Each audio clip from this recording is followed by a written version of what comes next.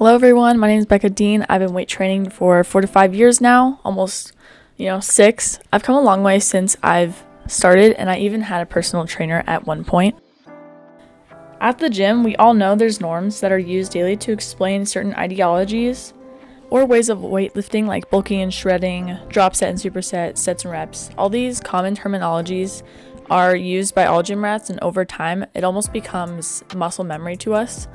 To the point where we forget that not everyone understands these norms. For those of us that do understand them, how did we learn about them? How does it show up in our social media? And then is there any difference from platform to platform? So those 3 things we're going to be looking at today. To start off this deep dive into weightlifting, I wanted to first take a look at Instagram, which for the most part is posts and stories with images that go along with the description box. Or an Insta Reel, which is basically the Walmart version of TikTok. It's very much a straight to the point platform. You won't usually see a full tutorial on how to do an exercise. It's more of a lifestyle kind of vibe compared to a source of information. The biggest reason people use Instagram is for the aesthetic aspect, as well as being a part of a community that has similar hobbyists. Now onto YouTube. There are many in-depth tutorials or informational videos ranging from around 11 to 35 minutes. Since you can basically find anything on YouTube nowadays, it's so easy for amateurs to find this information of what to do and what not to do in the gym, or find out the difference between a drop set and a superset.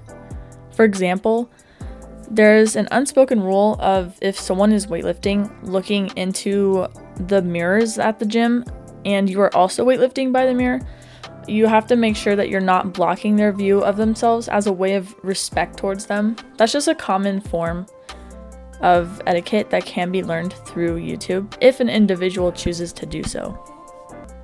Okay, TikTok is a little different. It's meant for people who have a very small attention span. Most videos are only a minute long.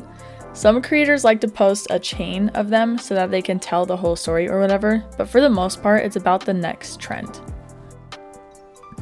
Am I a TikTok hater? Just a little bit. I kind of feel like TikTok isn't the best for those who are deeply researching weightlifting or a certain weightlifting technique. I would rather much recommend researching on Google first before going on to TikTok. Reddit, on the other hand, is completely different from all the other platforms that have been discussed so far. Instead of videos, users communicate through chat groups. All someone has to do is type in a phrase or a word of what they're looking for in the Reddit search bar, and it will bring up multiple conversation boards that the user can then view. It's sometimes a much faster way to read the information rather than watching, say, a 35-minute long video.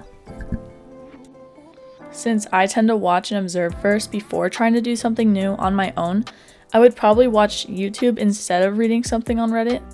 But in a time of urgency, it can be much more efficient to read about something without having to sift through hours of videos and posts. Like if you just need a touch-up before your workout on how to deadlift.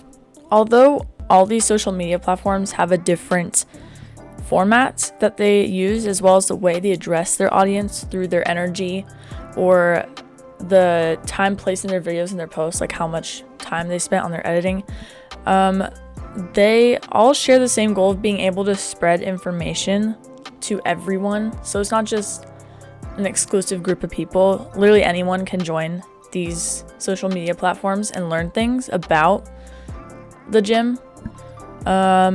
It's the one place where we don't have to pay for a membership to gain easily accessible information.